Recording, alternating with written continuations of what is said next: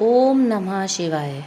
श्रोताओं, कल हमने श्रावण मास महात्म्य का पहला अध्याय, जिसमें शिव और संत कुमार के संवाद पर आधारित था, जिसमें शौनक ऋषि और सूत जी के बीच सावन महीने के महत्व की चर्चा थी, वह सुना था। और आज हम सुनेंगे श्रावण मास महात्म्य का दूसरा अध्याय। श्रावण मास महात्म्य के दूसरे अध्याय में भगवान शिव और संत कुमार के बीच का संवाद का वर्णन है, जिसमें व्रत के नियम, नक्त व्रत का विधान और वार के अनुसार पूजन का महत्व बताया गया है। सावन के पवित्र महीने का आरंभ हो चुका है। इस महीने में शिव भक्त विधि विधान से शिव जी का अभिषेक, पूजन और व्रत करते हैं। मान्यता है कि ऐसा करने से शिव जी प्रसन्न होते हैं, क्योंकि यह मास भोलेनाथ को अत्यंत प्रिय है। ऐसे में श्रावण मास में सावन व्रत कथा महात्म्य का पाठ भी जरूर करना चाहिए। ऐसा करने से शिव जी की कृपा प्राप्त हो सकती है। तो आइए विस्तार से जानें सावन व्रत कथा का दूसरा अध्याय। ईश्वर बोले, हे महाभाग, आपने उचित बात कही है। हे ब्रह्मपुत्र, आप विनम्र, गुणी, श्रद्धालु तथा भक्ति संपन्न श्रोता हैं।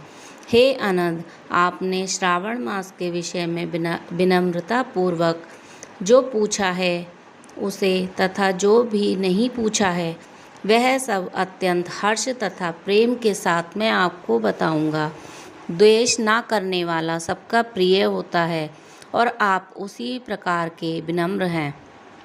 क्योंकि मैंने आपके अभिमानी पिता ब्रह्मा का 5वां मस्तक काट दिया था, तो भी आप उस द्वेष भाव का त्याग करके मेरी शरण को प्राप्त हुए हैं।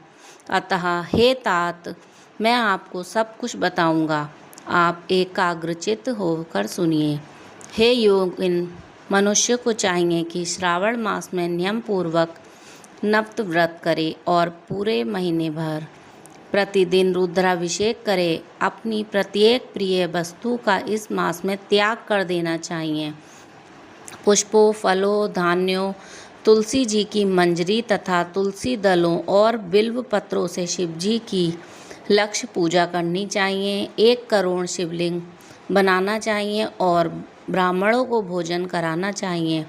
महीने भर धारण पारण नामक व्रत अथवा उपवास करना चाहिए। इस मास में मेरे लिए अत्यंत प्रीतिकर पंचामृत अभिषेक करना चाहिए। इस मास में जो जो शुभ कार्य किया जाता है वह अनंत फल देने वाला होता है। हे मुने, इस माह में भूमि पर सोए, ब्रह्मचारी रहे और सत्य वचन बोले। इस मास को बिना व्रत के कभी व्यतीत नहीं करना चाहिए। फलाहार अथवा अविष्यान ग्रहण करना चाहिए। पत्ते पर भोजन करना चाहिए। व्रत करने वाले को चाहिए कि इस मास में शाक का पूर्ण रूप से परित्याग कर दे। हे मुनि श्रेष्ठ, भक्ति युक्त होकर मनुष्य को किसी न किसी व्रत को अवश्य करना चाहिए। सदाचार परायण, भूमि पर शयन करने वाला, प्रातः स्नान करने वाला और जितेंद्रिय होकर मनुष्य को एकाग्र किए गए मन से प्रतिदिन मेरी पूजा करनी चाहिए। इस मास में किया गया निश्चित रूपों से मंत्रों की सिद्धि करने वाला होता है। शिव के षडक्षर मंत्र का जप अथवा गायत्री मंत्र का जप करना चाहिए और शिवजी की प्रदक्षिणा नमस्कार तथा वेद पारायण करना चाहिए। पुरुष सूक्त का पाठ अधिक फल देने वाला होता है। इस मास में किया गया गृह यज्ञ, कोटि होम, लक्ष्य होम तथा अयुत होम शीघ्र ही फलीभूत होता है और अभिष्ट फल प्रदान करता है। जो मनुष्य इस मास में एक भी दिन व्रतहीन व्यतीत करता है वह महाप्रलय पर्यंत घोर नरक में वास करता है। यह मास मुझको जितना प्रिय है उतना और कोई भी मास नहीं। यह सकाम व्यक्ति को अभिष्ट फल देने वाला तथा निष्काम व्यक्ति को मोक्ष प्रदान करने वाला है।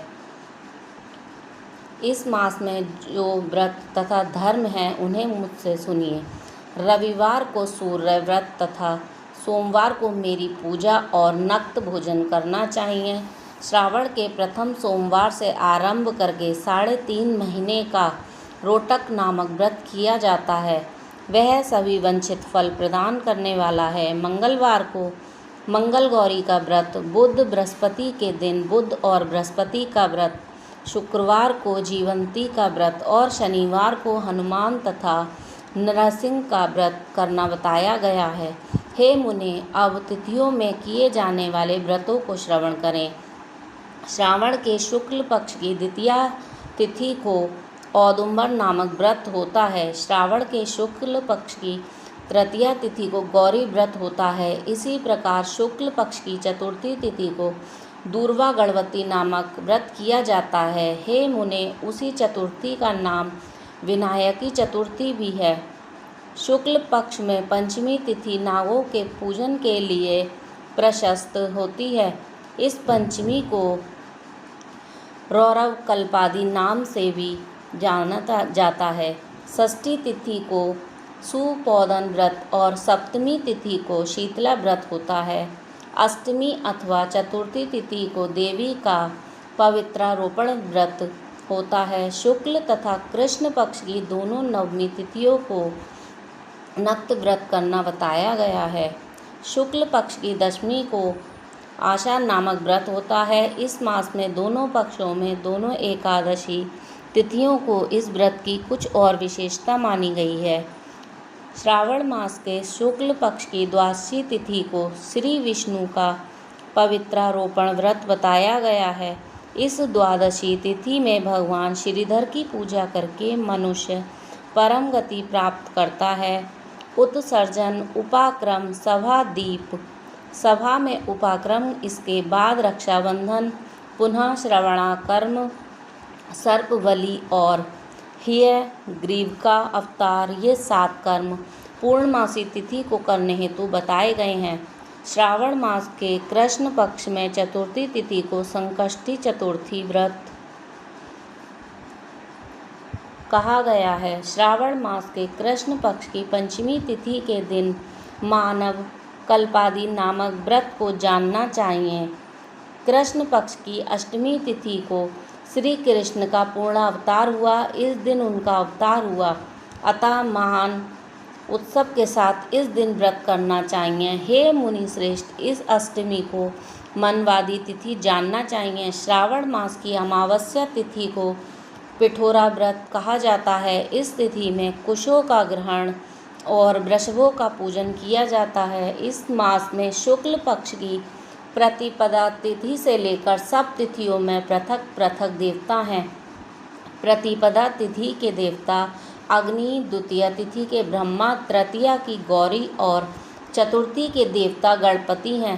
पंचमी के देवता नाग हैं और षष्ठी के देवता कार्तिकेय हैं। सप्तमी के देवता सूर्य और अष्टमी तिथि के देवता शिव हैं।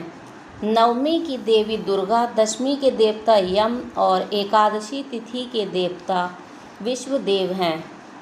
द्वादशी के विष्णु तथा त्रयोदशी के देवता कामदेव माने गए हैं।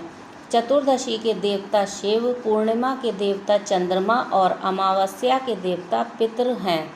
ये तिथियों के देवता कहे गए हैं। जिस देवता की जो तिथि हो, उस देवता की उसी तिथि में पूजा करनी चाहिए। प्रायः इसी मास में अगस्त्य का उदय होता है। हे मुने, मैं उस काल को बता रहा हूँ, आप एकाग्रचित होकर सुनिए। सूर्य के सिंह राशि में प्रवेश करने के दिन से जब 12:40 घड़ी व्यतीत हो जाती है, तब अगस्त्य का उदय होता है। उसके 7 दिन पूर्व से अगस्त्य को अर्घ्य प्रदान करना चाहिए। 12 मासों में सूर्य पृथक पृथक नामों से जाने जाते हैं। उनमें से श्रावण मास में सूर्य गवस्ती नाम वाला होकर तपता है। इस मास में मनुष्य को भक्ति संपन्न होकर सूर्य की पूजा करनी चाहिए। हे महत्तम, चारों मासों में जो वस्तुएं वर्जित हैं उन्हें सुनिए। श्रावण में शाक तथा भाद्रपद में दही का त्याग करना चाहिए। इसी प्रकार अश्विन में दूध और कार्तिक में दाल का परित्याग कर देना चाहिए। यदि इन मासों में इन वस्तुओं का त्याग नहीं कर सके तो केवल श्रावण मास में ही उक्त वस्तुओं का त्याग करने से मानव उसी फल को प्राप्त कर लेता है।